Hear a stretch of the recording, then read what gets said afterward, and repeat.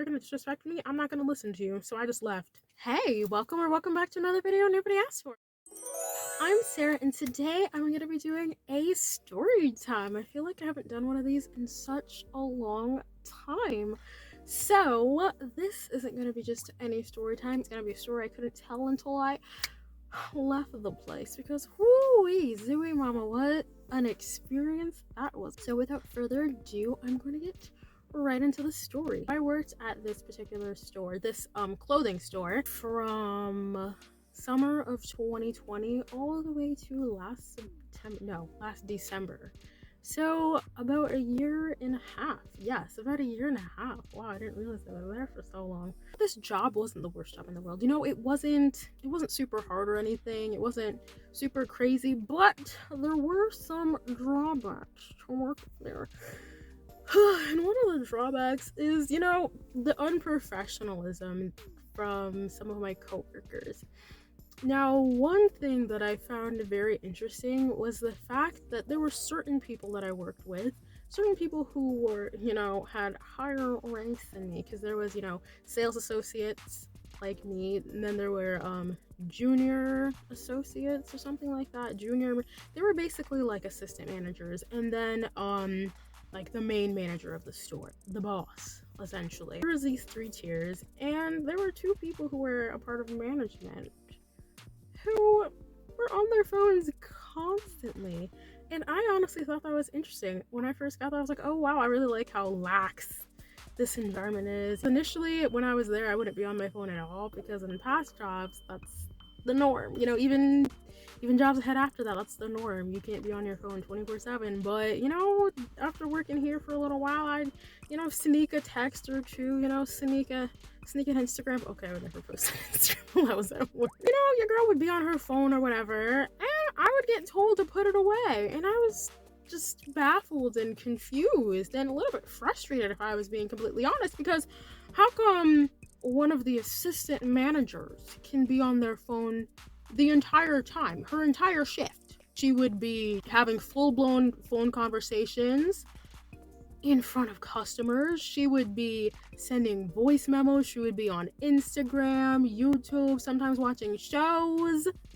Like, girl, on her phone the entire shift. There were times where she would literally be screaming at someone on the phone, screaming, swearing, while there were customers in the vicinity. At least do yourself the courtesy of giving yourself privacy and going to the back.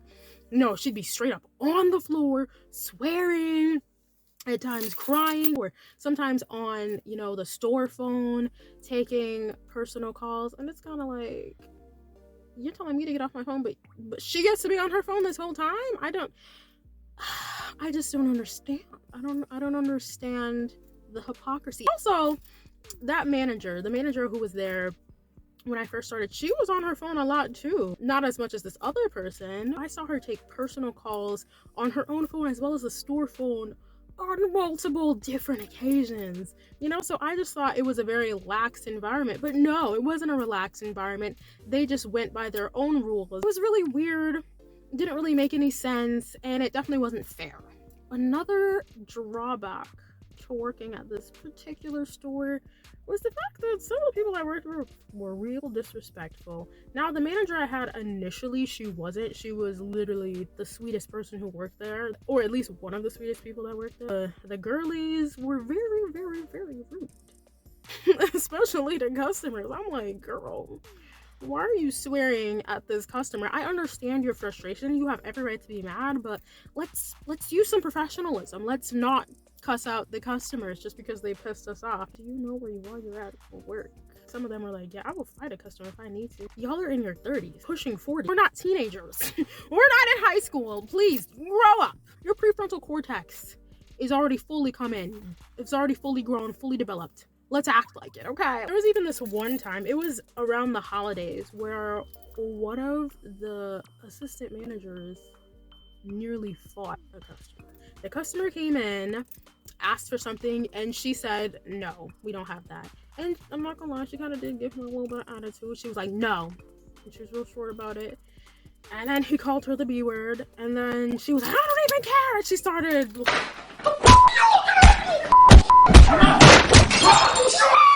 about to swing, and he was like, let's go. And I was like, ah. They literally were about to fight in the middle of the store with a bunch of customers. It was a super busy day because it was either Black Friday or Christmas Eve. I don't remember which one it was. And there were customers laughing like, whoa. If I was in there, I'd be like, oh, this store is bad and ghetto. Come on now, wait until you clock out to do that. It turns out that specific person had beef with that customer. So that's why she was so quick to fight him. I completely understand why she was upset, but fighting him wasn't going to change anything. It definitely wasn't the way to go about it, especially at work. Another thing that I didn't care for while working at this particular store was a lot of these Puerto Rican women were saying the N-word. I was like one of 2 black people that worked there. Now, there was a black girl who worked there when I started, but after 2 months, she ended up leaving, you know, for bigger and better things. So for the majority of time I worked there, I was the only black person who worked there, with the exception of a girl who was half black, who ended up coming way later on. But anywho, like I said, the majority of the time, I was the only black person working there. And the fact that I was the only one who was black, yet I was the only one who didn't say the N-word was beyond me. You know, I worked with predominantly Puerto Rican women. There was a Puerto Rican guy who worked there once. There was a white guy who worked there once. And the way they said the N-word as if they were black was so very irritating to me. You're probably thinking, well, Sarah, did you say anything to them? Not early enough. That's for sure. Because I feel like if I had brought up the fact that I had an issue with it, like when I had first started, then maybe there would have been some effort for them to stop. Or at least with the manager who was there when I first started, there would have been an effort to stop. You know, that manager, she was actually a nice person, but by the time I did bring up the fact that I didn't like it, the manager who was there, she was very much in the mindset that because her kids were half black, that she was incapable of being racist.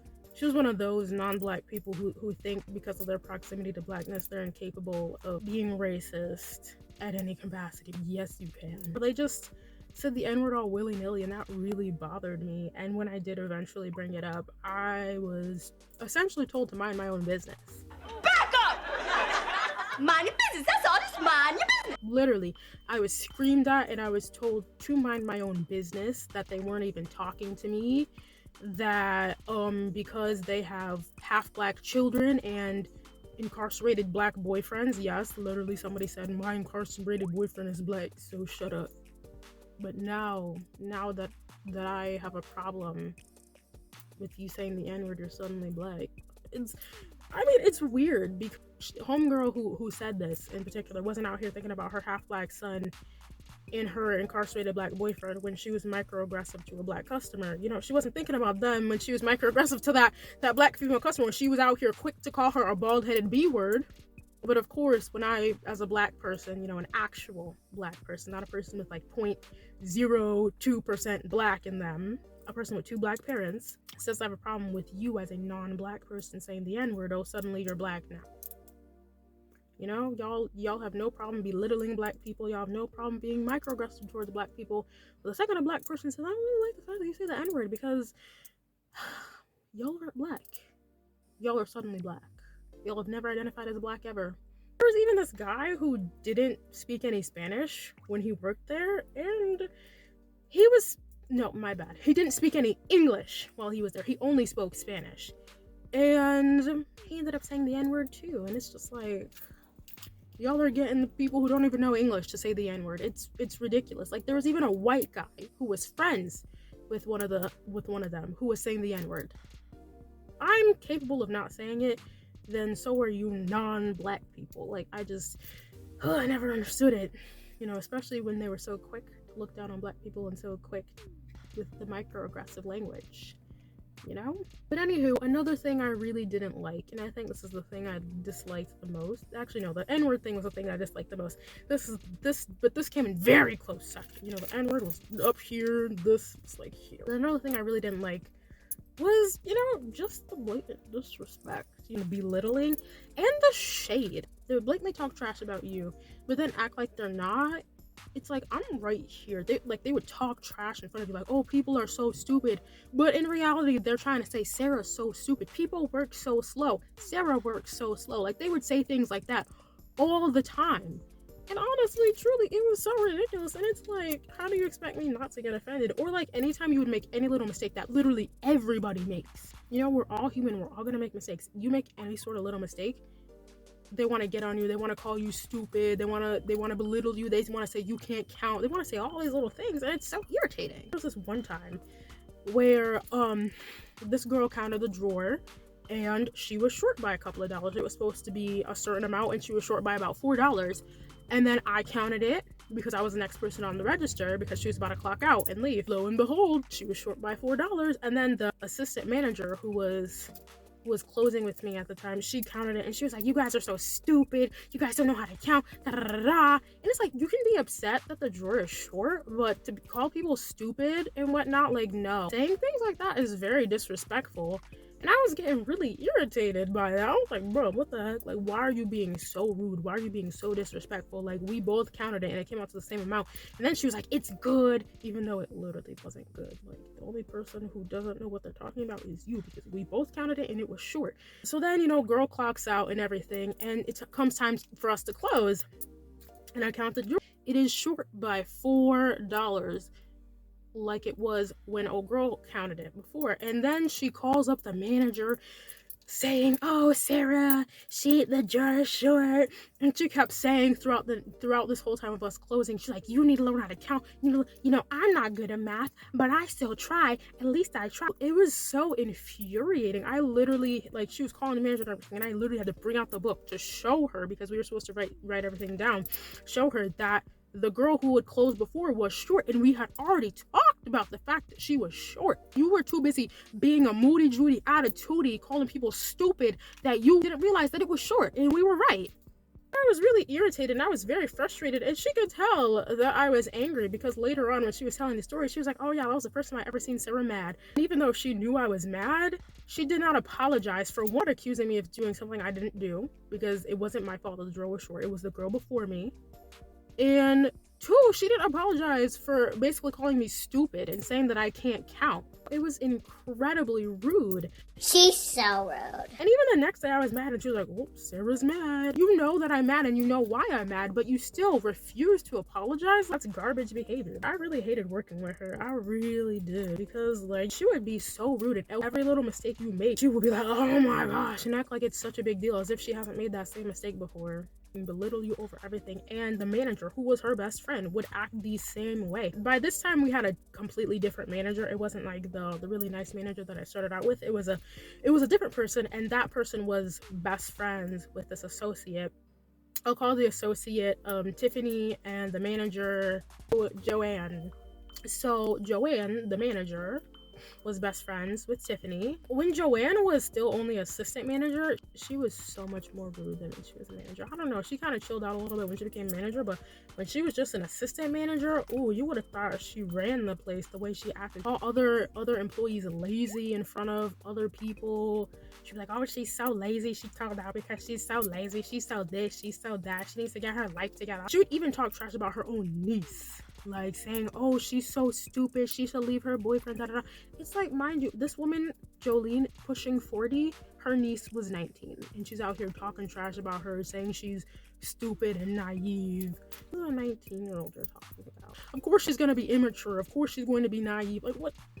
And also, it's your niece. The fact that you're out here talking trash about your own family in front of other people is sad. I understand you may not approve of everything your family does, but like, to talk bad about them in front of other people that don't even know your family like that, that's disgusting to me. But anywho, Jolene, before she became manager, I didn't like her at all, because she was incredibly rude. And I remember whenever I worked with her, I would always get so nervous, because I'm like, oh my gosh, like, if I'm not perfect, she's gonna come for me, she's gonna yell at me, she's gonna belittle me, which she always did. You know, any little mistake that got made, even if it wasn't me, she would automatically blame it on me. It wasn't until newer people came that she stopped doing that, but she would automatically, any little mistake, oh, it must have been Sarah, it must have been Sarah, oh, Sarah, you did it again, you're always doing this, that, even though it'll be a mistake that literally everybody makes, including her, everybody including her, but automatically will assume it's me. automatically. I really didn't like her. It was to the point where I had a dream where I bit her because I did not like her at all. I'm like, I can't stand this woman. But then after when she became manager, she was a little bit better. So I guess that was nice. Tiffany and Joanne, I kept calling her Jolie. Tiffany and Joanne, they were just so incredibly rude. They would belittle people. They would talk trash about people in front of them, but act like they're talking about somebody else. It was really weird. It was really catty. And mind you, these were grown women. Like, these were women who were pushing 40, but they were out here acting like teenagers. And granted, I'm not gonna act like they were all bad. These are just the things about them that annoyed me. Unfortunately, I have this habit where I don't always tell people right away, this made me mad. I have an unfortunate habit of, bottling things up until I explode, and that's exactly what happened, because one particular evening, I was closing with Tiffany, the assistant manager, or one of the assistant managers, because there was two, and she was giving me nothing but attitude that entire night. I was really doing what I had to do. I was helping customers on the floor, I was doing shipment, and I was ringing people out. And I was ringing more people out than she was. Both of us were on register because there was only 2 registers, and I was ringing up way more people than she was ringing out. Which is typically what happens when it comes to managers and like associates being on the register. Usually the associate is the one who ends up bringing out more people because the manager usually stays on the floor and does the floor duties and whatnot. But she was out here giving me so much flack over every little thing. It was ridiculous. You would have thought I was setting the place on fire the way she was going off on me. It was insane. One point in the night, I think it was probably about 2-ish hours before closing, your girl broke and I started crying because I was just so frustrated with the way she was treating me. And I finally at this point decided to voice that I didn't like the way she was treating me.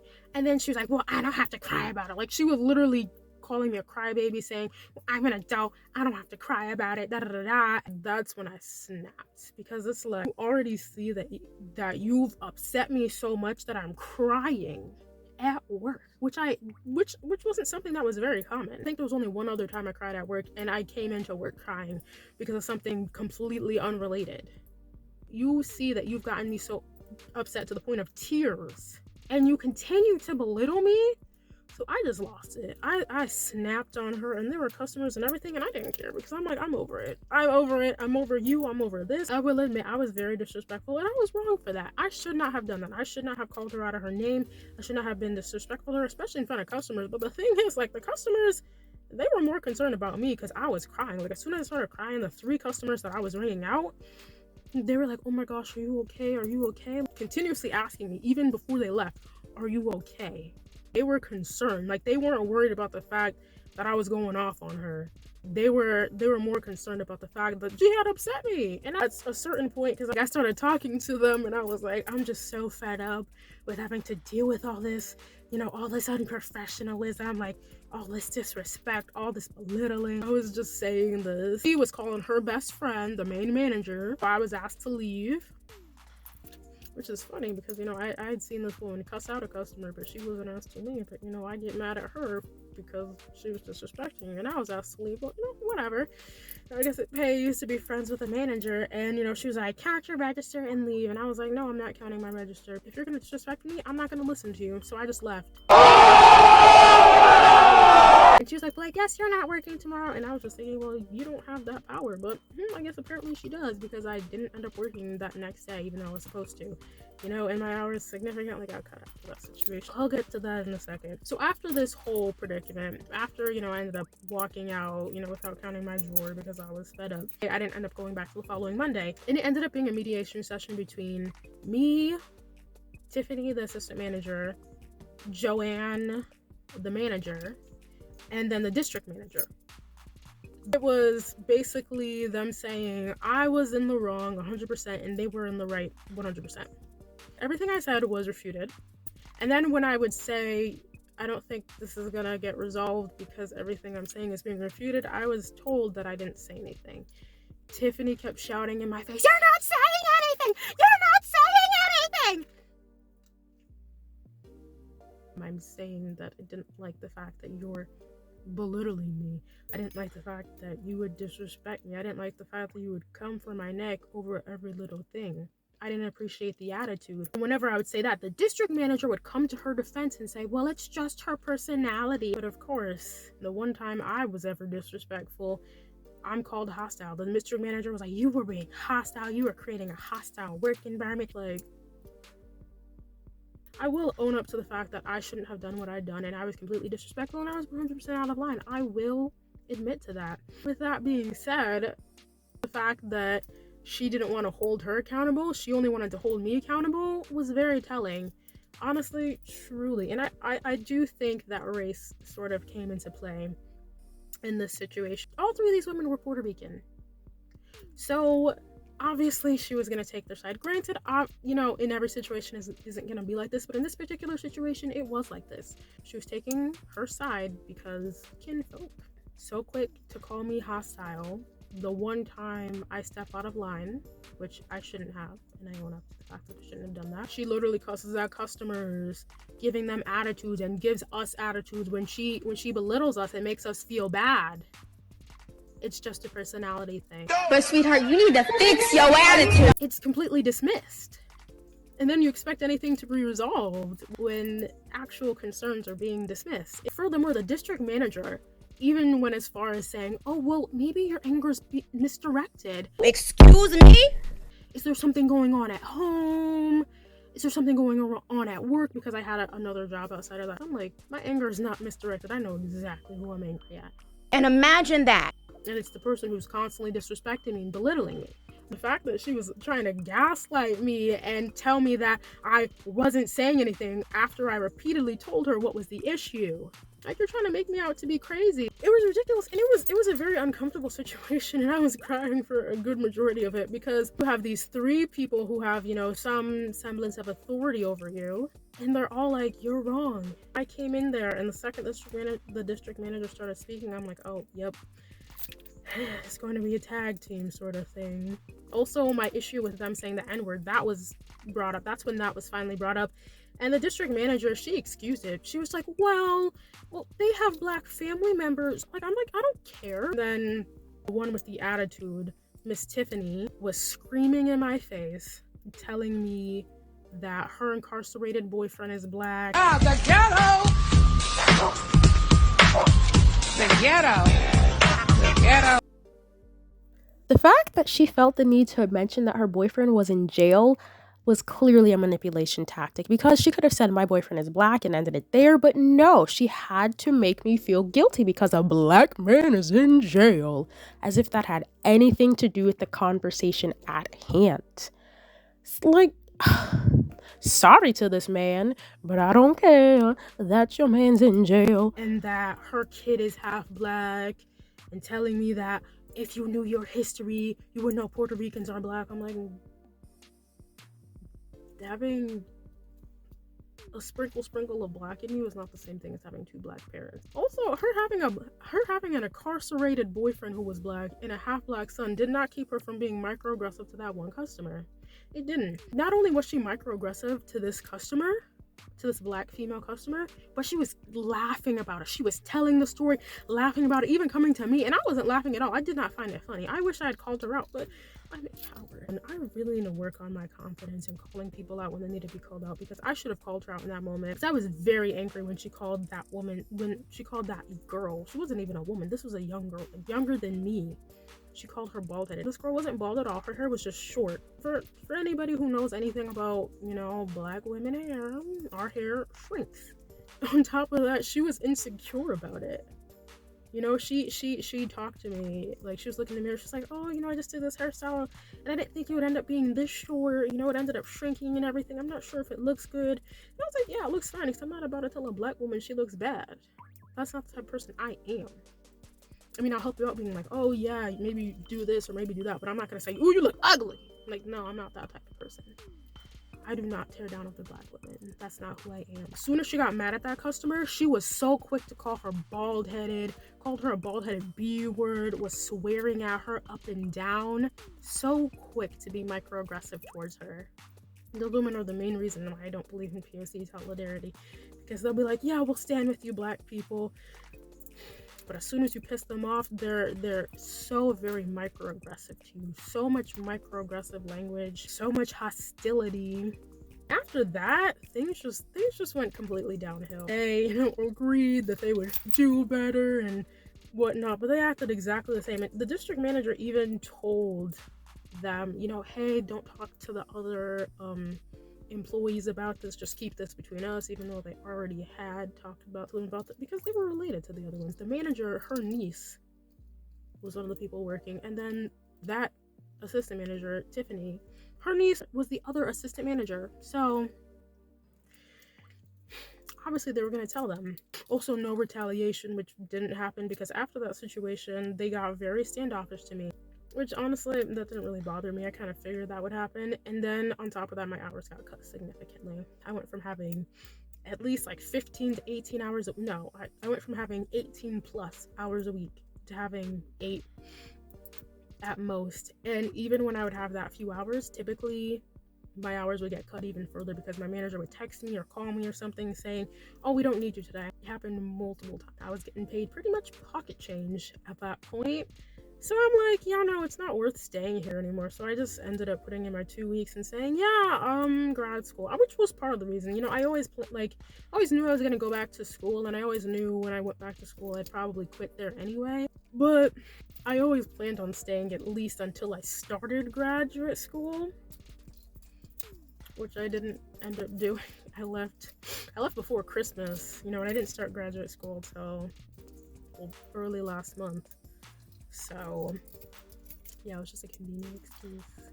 At first I'm like, I'll stay until, I go to graduate school and everything. But then, one day I came in and they were out here talking trash about me as I'm walking in. And I'm just like, you know what? I don't really want to be here anymore. Y'all aren't gonna change. Like, she also said, the district manager also said in that meeting, just like try not to say the N-word and whatnot. They didn't. Like, they could care less. The fact that they cared more about their right to say the N-word because of their proximity to blackness than the fact that them saying the N-word hurt my feelings. That just really showed who they were. That whole session with the gaslighting and the blatant ignoring of my grievances, it just proved why I never said anything in the first place. Like, the way they reacted with so much vitriol to me being upset by them saying the N-word, it just showed why I didn't say anything about the N-word in the first place. And also, them gaslighting me and acting like they didn't do anything wrong. I knew that's what I would have been met with. In my last week that I was supposed to work, I didn't even work at all. I got 0 hours. Nothing. Which I knew would happen, so it wasn't a loss. At the end of the day, I'm like, moving on to bigger and better things. This place is beneath me. I've been here for way too long. I'm gonna further my education, get a career, make more money, and be set with my life, If you didn't hate this video, you can like, subscribe, share it with your friends, and I'll see you in the next one. Bye!